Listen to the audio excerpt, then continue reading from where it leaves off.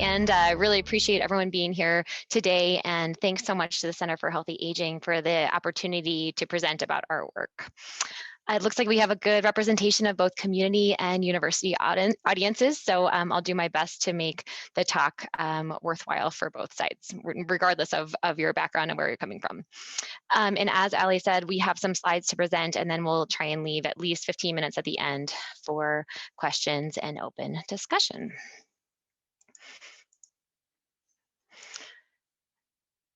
So, senior access points, just a brief overview in history. We have started SAP as a countywide, and sorry, that's our slightly unfortunate acronym, but I will be calling it SAP for short here and there. Countywide collaboration led by the Larimer County Office of CSU Extension by Sue Schneider, who regrets that she's not able to join today's talk. Senior Access Points has a mission to empower older adults and their family members with access to information for aging well. We have created a website, www.larimerseniors.org, where we compile resources related to aging and have trained over 30 volunteer ambassadors to distribute outreach materials to get the word out in our community. This project started in 2016. It was founded and incubated within the Partnership for Age-Friendly Communities, PAFC, the Health and Wellness Priority Group. Together, CSU Extension, HDFS, PAFC, and the Larimer County Office on Aging have been key partners throughout the project's history. In addition, we have joined forces with 40 plus agency collaborators in our area, and we're always looking for new opportunities to partner, as you'll see throughout this talk. Today, I'm happy to provide a background about the research basis supporting the importance of resource access as it relates to healthy aging. In addition, I'll also discuss some of the unique considerations around resource access for those who are aging in rural areas. And Jesse will present some data from a survey we conducted in rural areas of Larimer County just before the pandemic. And then we'll kind of end with a look toward what's next. As a university community partnership project, we consider ourselves to be more towards the community-led end of this spectrum. And that's kind of how we see ourselves functioning. It's not just a research-led project, it's not just a community project, but really it's the power is in the partnership. Outreach efforts so far have included our informational website that I mentioned, as well as business cards for healthcare providers, RAC cards for spots all over town, and also support in circulating the Larimer County Office on Aging's fantastic resource guidebook, which is updated every year. Outreach materials have also been translated to Spanish. We're basically just trying to make sure that people know there are amazing resources in our community and that they should consider using them. We have trained a fantastic team of volunteer ambassadors to help us get the word out around our community. During the COVID-19 pandemic, we had to adapt efforts and focused a lot more on non-print outreach. So ramping up social media efforts on Facebook and Nextdoor, radio spots, really focusing on our website. And we track our website metrics and our outreach distributions to keep tabs on how our efforts are going, what's paying off, and where we should be focusing more. All of our efforts have been guided by this data-driven approach. We had an initial survey that we conducted in 2017 to help shape our work and guide us on which resources people were looking for, what types of information did they need, and where might they be looking for information. We held focus groups with agency professionals at that time to better understand common barriers behind the resource access gaps they were seeing with their own clients and customers. Here's a sneak peek of our newly redesigned website, which will launch in the coming weeks. We hope that it's a little bit more user-friendly, but with the same good information that we have been able to be providing. So check it out if you haven't seen it already. And now I'd like to turn to the academic literature on a background of the importance of aging-related resources. So I like to think of resource access from a prevention science lens and utilize a resilience framework. Now, resilience is a common term that we often see in movies where there's this superhuman character almost, someone who's really, really remarkable, who perseveres and comes out on top despite incredible adversity. However, in the research world, we have a bit more of a complex view of resilience. We see it more as a dynamic process that involves lots of different factors operating at once at different levels. So rather than resilience being something that a person has inside, like you have it or you don't, we see resilience more as something that can be promoted and fostered, something that any human is innately capable of demonstrating at any point in their lives, and something that is depending on the protective and risk factors that are in place at a given time.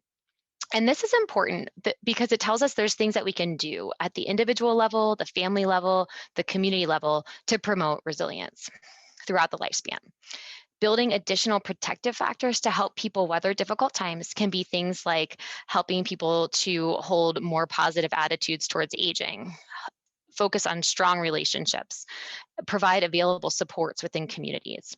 And this framework, this resilience framework, is something that drives all of the work that I do. And one of the reasons I love it is it provides hope and promise that we do have the ability to tip the scales to achieve more positive aging outcomes by providing more protective factors that people can draw on during difficult times.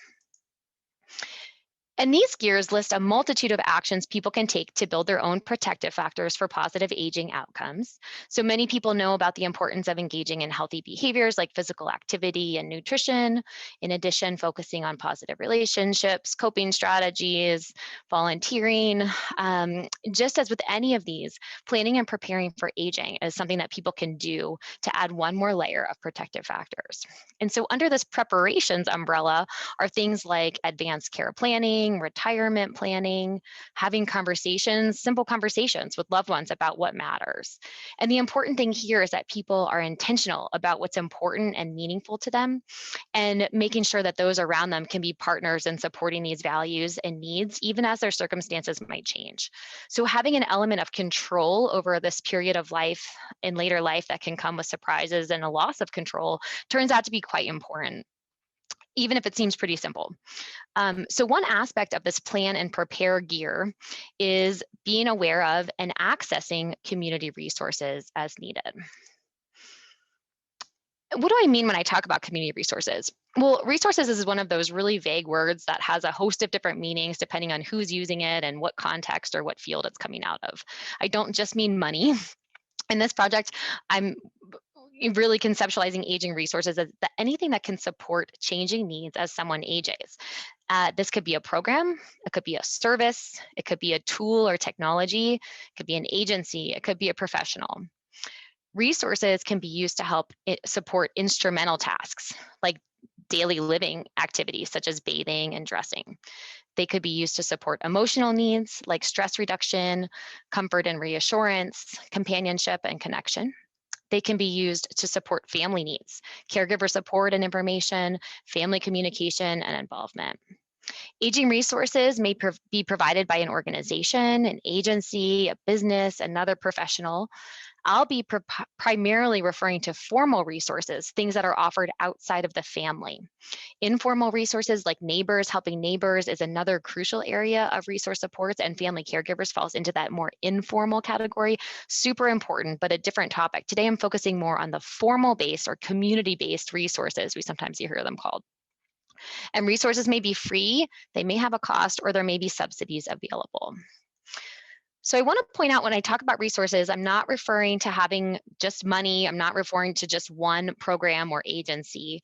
It's a broad category, and the types of resources that are helpful to one family may not be of value to another family. There's a lot of customization here, a lot of room to personalize and individualize the situation. And so some examples of resources that I'm talking about here are one, evidence-based programs. These are programs that come out of the research and are delivered in the community. A falls prevention program like A Matter of Balance is something that you can sign up through in our area through the Aspen Club.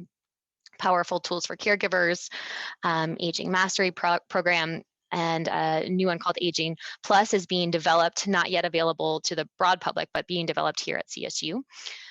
Those are more formal resources. They depend on availability. They have a cost. There's attendance required and things like that. So that's pretty far on the formal side of things. But other resources that I'm talking about could be a free app that helps families coordinate care. It could be a printable checklist, something as easy as a piece of paper that helps families manage caregiving tasks for a loved one. The Area Office on Aging is a huge resource in our area. There are the AAAs, our area agencies on aging, have resources available in local area and really trained and knowledgeable people to help connect families to what they might need. So those are some of the examples I'm talking about when I'm talking about resources. I'm not just talking about one thing. I'm not just talking about financial resources. And when it comes to utilization of community-based resources, we can think of three different important aspects, these three A's. So the first one stands for awareness, simply knowing about what exists to support someone's needs. The second A is for access. Do people use resources? Do they trust them, think they will help? Are they able to get them or afford them? The third A is for availability. Many aging-related resources do exist, like the ones I just talked about. But as you may guess, availability varies by location and community, with more dense urban areas tending to have more available resources than rural areas. So why is it important to be aware of community resources, even if you may not need them yet? Well, we know from the research that many people are not aware of resources and do not plan for aging. This is a hands-off, it's out of my control, there's nothing I can do about it. What's gonna happen is gonna happen. And it's a pretty common approach, but it's maybe not the best approach. Oftentimes a crisis will leave families suddenly having to figure out a major decision, like having to move or find another support for a loved one. And these high stress situations are not times when people are receptive to new information or able to make possibly the best decision and process all of the information available to them. So people who are not aware of resources ahead of time before a crisis tend to have lower decision satisfaction, higher stress, more regrets, and even anxiety and depression years later if they were not planning ahead for aging related changes. When it comes to resource access, we know that knowing about resources ahead of time helps people to be able to make decisions when needed. Um, and when they utilize resources, most people report pretty high levels of satisfaction as long as there's a good match between the resource and the need. Now, there's lots of barriers to resource access, including things like denial that there's a problem or not wanting outside help.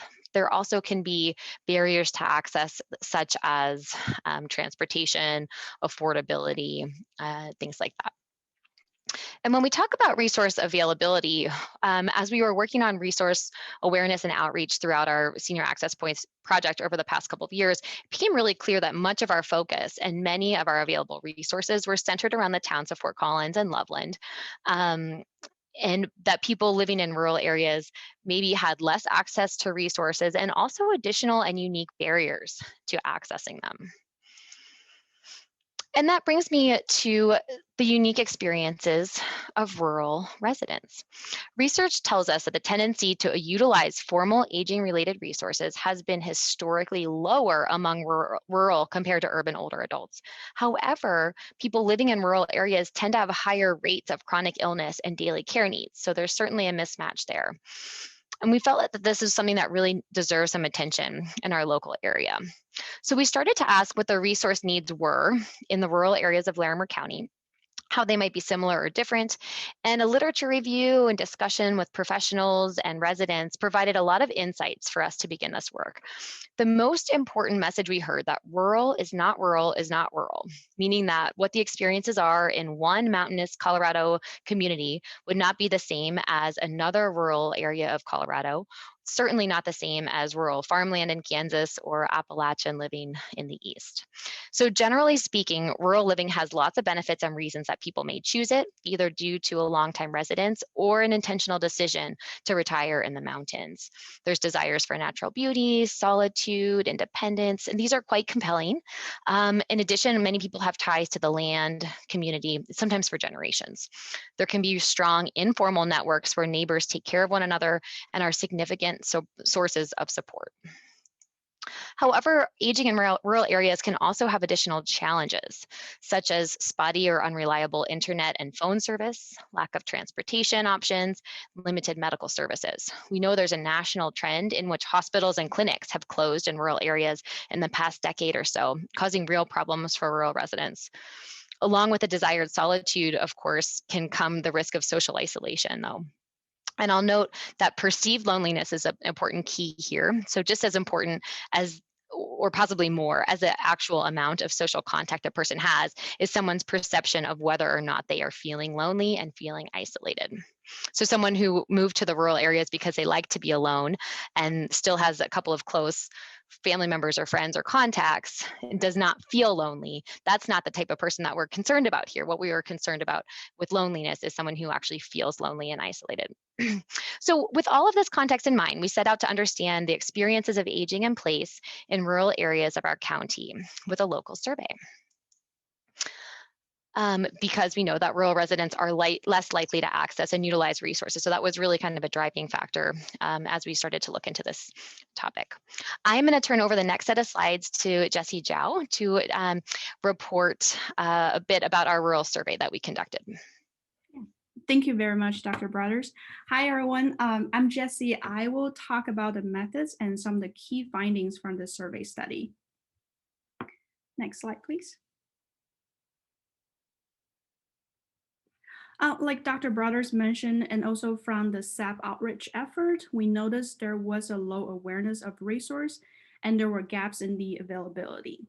And because of these reasons, we designed a brief survey to better understand the perspectives and experiences of our community members who plan to age in place in the rural areas in Northern Colorado. Next slide, please. We developed a qualitative survey with key community partners, including CSU Extension, the Partnership for Age-Friendly Communities, and the Larimer County Office on Aging. The data were collected between October and December 2019, so the pre-COVID-19 pandemic time. Our participants were recruited across rural regions of Larimer County through some key community contacts, email newsletters, word of mouth, and also from some local events across the whole county.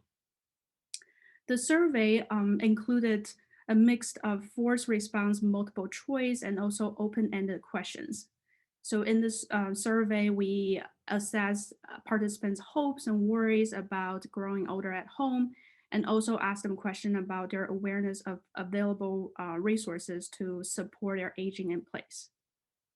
To correctly code the hopes, worries, and also the awareness of resources from the survey, we had 2 independent coders applied a predetermined coding scheme and then achieve consensus rating through some discussion. Next slide, please. We collected surveys from 210 participants who were living in the rural regions across northern Colorado. Their age ranged from 37 to 94, with a mean age of 69 years old. Half of the participants had lived in their community for more than 12 years. 24.6% of participants reported they were living alone. 11 rural regions were represented from the survey, and primarily from 3 main areas. Included 70 participants from Red Feather Lakes area, 34 participants from Wellington area, and 33 participants from Laporte area. Next slide, please. As a result, majority of our participants from all regions affirmed the importance of being able to remain in their current home and community. So specifically, 94.8% of our participants mentioned that it was very or somewhat important to them to stay in their current home. And then 95.3% of them mentioned it was very or somewhat important for them to remain in their community as they age. Question about hopes for aging in place, we asked participants as they think about growing older in their home, what hopes do they have? The reported top hopes for aging in place centered around health and medical, housing, home services, and independent rural lifestyle. Specifically, 28% of the reported hopes were related to physical health or medical. So for example, they may mention like general health or healthcare. 26% of the reported hopes were related to housing, home services. So for example, they may mention like neighborhood or community or some local services. And then 22% of the reported hopes were related to independent rural lifestyle. So they may mention things like enjoyment of life or healthy lifestyle. And here's a quote from one of our participants.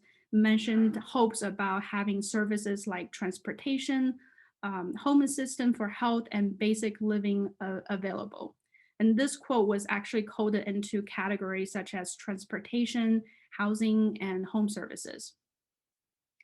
And here's another quote from a different participant mentioned hopes being able to enjoy the benefits and beauty of living in the mountains in their own home, not having to move to town just because age-related health problems.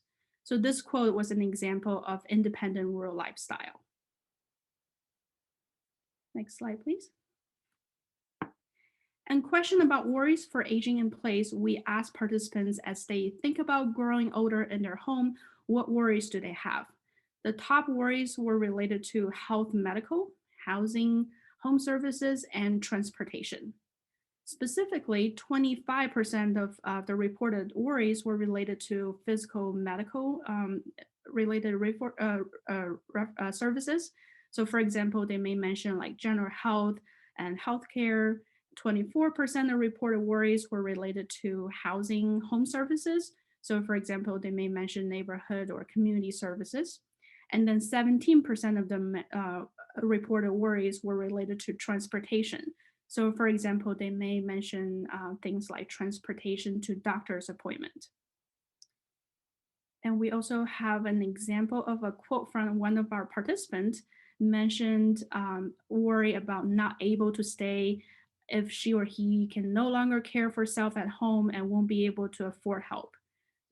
This is an example which was coded as home housing services and also financial services.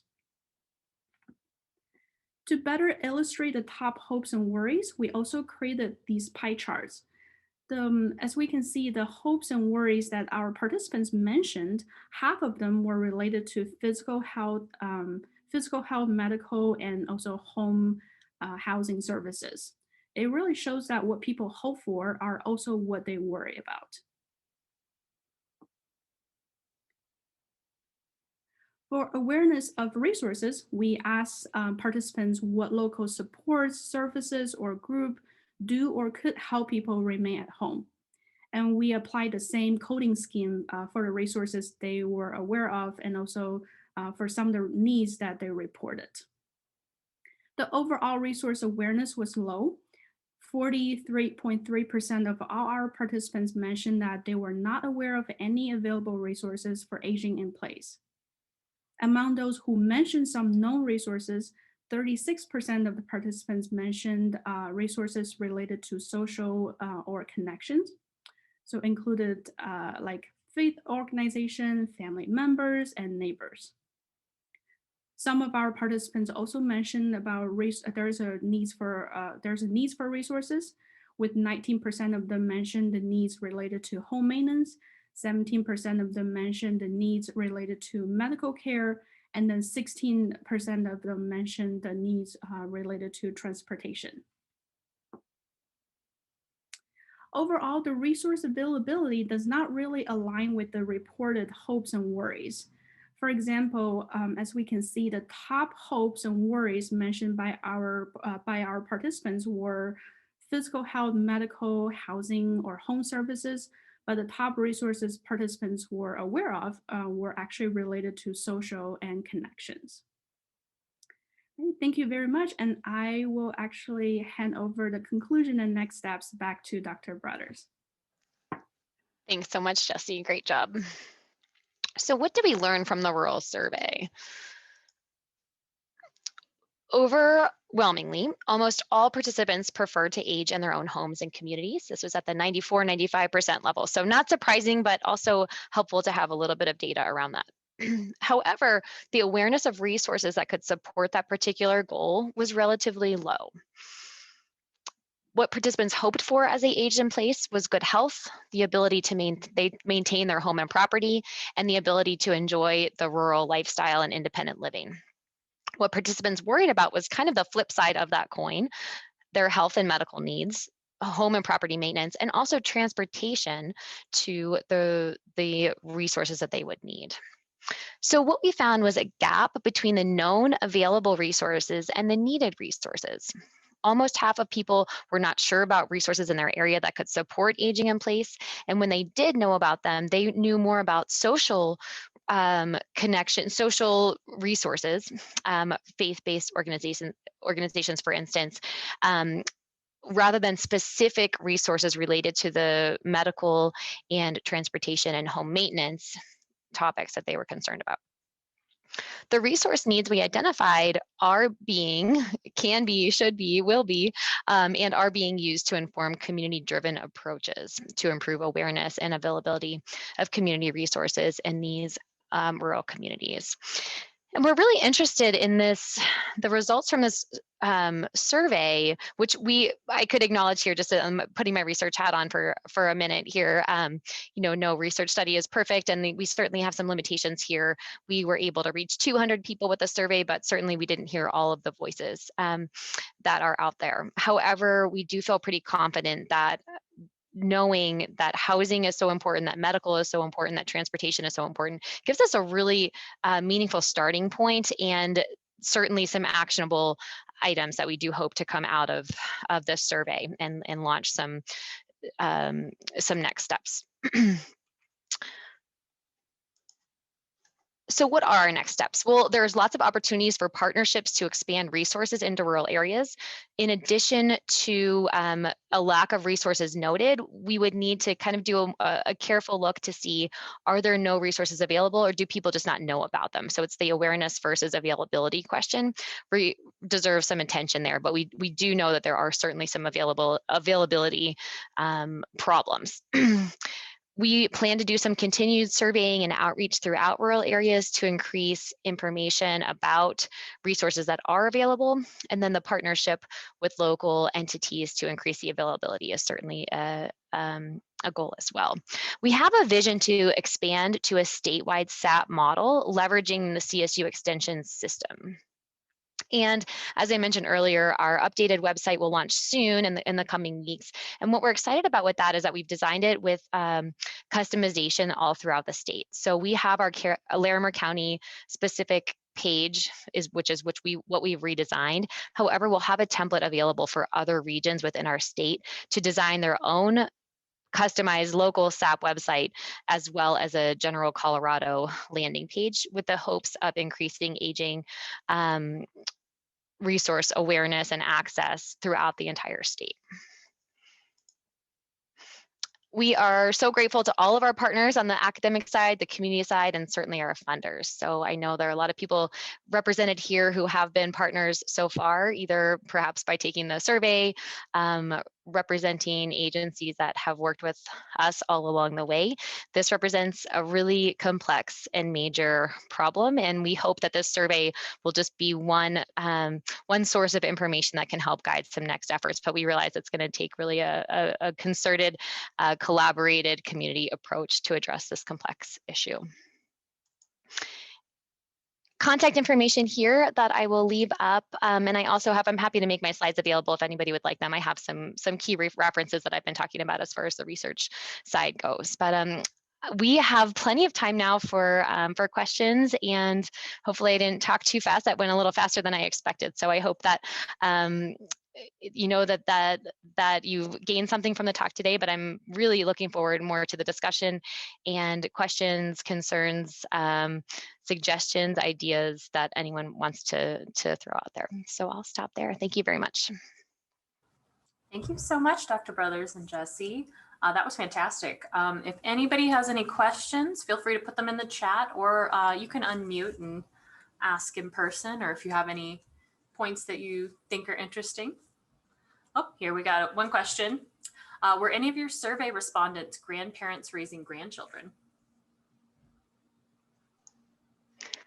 That is a great question, and Jessie actually is involved in a lot of the research in that area and programming, and that is part of her dissertation research. So I am sure, we, in order to gain as many survey responses as we could, we used all the networks that we had. And so so I believe that was one way that the survey had gone out, and I don't specifically have, but it wasn't a question that we asked. So in our demographic information, we kept it pretty brief and we didn't ask about that, but I would hope that there are some grandparents raising grandchildren represented, and we certainly are aware that they have unique needs. And if there's a follow-up to that question, I'd be happy to take that on. And Jesse, did you want to say anything else? No, I don't really have anything else to add. But Dr. Brothers is right. We didn't really ask for that, but hopefully we reach some grandparents who are raising grandchildren. A lot of great work going on in that area. Thanks, Carrie. Absolutely. All right. Again, you're welcome to unmute if you have any questions. Let's see. Can you explain more about your plans to expand senior access points across Colorado? What's included in that plan, and how will you work with the other CSU extension offices? Yeah, absolutely. So expanding to the statewide model will be a pretty large endeavor, and we have, this project really has been primarily focused in Larimer County. That's where we started. That was kind of coming out of the Partnership for Age-Friendly Communities. That was the scope, and our Larimer County Extension Office really focuses on our county, and so. But we realized that a lot of people, when we started looking at our website analytics, we could see the geography of our website users and people all over the world, actually, but especially throughout the state, were accessing our website. And so we wanted to make sure that caregivers and older adults anywhere would be able to have access to what was available in their local areas. And so the CSU Extension Network is a fantastic resource that we plan to take advantage of as far as trainings with extension agents in the different counties, invitations for those different counties and regions to customize to their own local needs. So we're providing, we've created a manual to provide to the extension system so that the efforts could be duplicated without recreating the wheel. People would be able to adapt our survey that we've used to understand what the needs are in their own area. And we're happy to provide as many resources and as much support as we can for different regions to customize their way. So it is kind of at the starting point, I would say. Northeast Colorado in Sterling is our first area that is adopting a lot of the senior access points resources and model and customizing it. And they're certainly leaders in this initiative. So we'll learn a lot from them, and that will help our efforts to make this available to other regions throughout Colorado. Awesome. Jean put in the chat, I'm sure you've reached out to Grand Family Coalition in Loveland, grandparents raising grandchildren, but the coordinator for that is Gail Engel. Yes, thank you. We'll make sure she's on our contact list. She's a wonderful collaborator, and we'll make sure that she's updated with our newest efforts. So thank you. And then another question, does your data reflect that of rural communities outside of Colorado? It does not. It's very specific to our unique regions here. And as you can see, Red Feather Lakes had the highest representation of the regions that we were able to obtain survey responses from. And the surveys kind of were also part of listening sessions in these local areas. So pancake breakfasts and social gatherings that we went to and were able to actually talk with people in addition to having their survey responses was really important part. And we wanted to have this be an open conversation and not just a, hey, complete the survey and we'll see you later. We really wanted people's engagement and involvement, and know that we would, have plans to be coming back to them and partnering with local organizations to really try and enact some change. And it looks like someone has unmute really quickly because typing is taking too long, if that's okay. So you mentioned that you had the opportunity to talk with people face to face and get some of the survey data that way. How else were you able to primarily get your data? Did other people respond by mail? Did anybody respond online? I'm just kind of curious about that. Great question. Yeah, we didn't provide those statistics, but yes, we had people completing it both on paper and online. We wanted to make it available. As we know that internet reliability is one of the major concerns in some of these areas. We didn't want that to be the only way that we were gathering our information. So we had surveys that we provided at community events and fairs. We had our booth set up at as many different community events as we could to hand out information, paper surveys, links to the online survey. We gave talks at local groups, Mountain Gals in Red Feather Lakes, just a social gathering of really amazing people, and they were willing to have a conversation with us and also fill out the survey that way. So we got out there as much as we could. I see in the chat that someone had concerns about the COVID-19 pandemic and the social isolation that has come with that. Certainly, we actually see this as one of the values of our data that we have collected. Of course, we didn't know the pandemic was coming, and so we were able to collect it when we did, just kind of fortuitously in that fall of 2019. And so one of our hopes is to go back and check in with the respondents. We did have it anonymous so that people would feel more comfortable completing it, but we do have some contact information that people were willing to share. So one of our goals is to go back and collect some post-pandemic data to see if people are still struggling with the same concerns, and to see if there are new concerns that have emerged. There are certainly wonderful efforts throughout our community to address the problems of social isolation. And so one of the SAP itself is not the program to solve all of the world's problems, but it is a channel to get information out there. And so we see our role as being able to let people know about the social isolation prevention programs that are out there. For instance, the Thrive Project is a partnership project throughout the entire community that has a host of resources to help address social isolation. And that's just one thing of many that are going on. So we hope that SAP really can provide the value to let people know about those available programs. And Jim just put in a little bit more information about articles and survey links distributed through local libraries and citizen groups and things like that. Thanks, Jim. It looks like Candace has a question. Go ahead, Candace.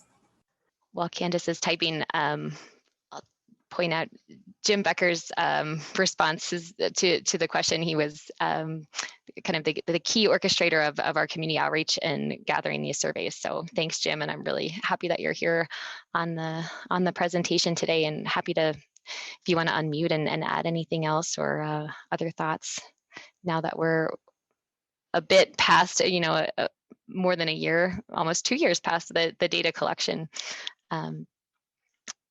Any thoughts that you'd like to share are welcome. Okay, so Candace says, are the concerns here in Colorado similar to other rural areas around the country? Yeah, that's a really good point. So there's been, some research done on rural aging issues, and there's a researcher in Southwest Virginia who's doing a lot at Virginia Tech, who's doing a lot of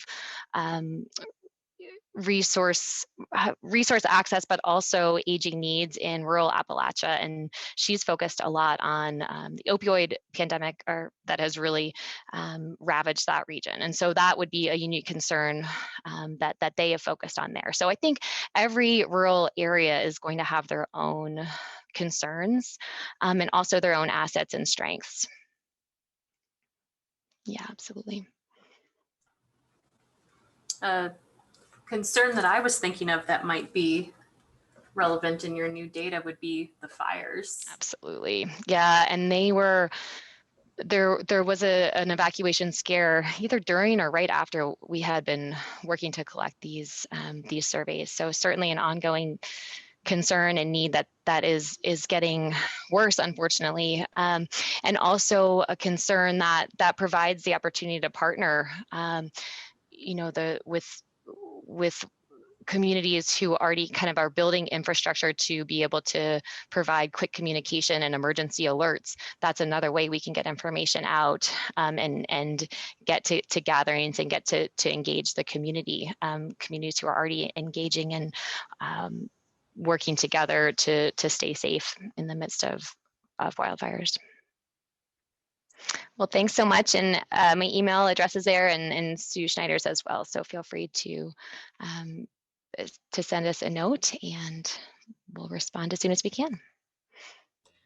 I just One last thing, I was just going to encourage anyone who is interested in getting updates about senior access points. We usually do a quarterly newsletter, so we don't hit your inboxes too frequently, but we do like to send out little things about progress and what's happening, especially since we're going statewide. I think it would be of interest to a lot of people. And as the rural work continues, just give us your name so that we can put you on our list to receive the updates. Thank you, Cheryl. I'm glad that you were able to join. Cheryl is a big part of this work, and will be able to support the county and extension project efforts on this moving forward. Thank you so much, Cheryl. All right. If that's all the questions we have, then I want to just say thank you to Dr. Brothers and Jesse and Cheryl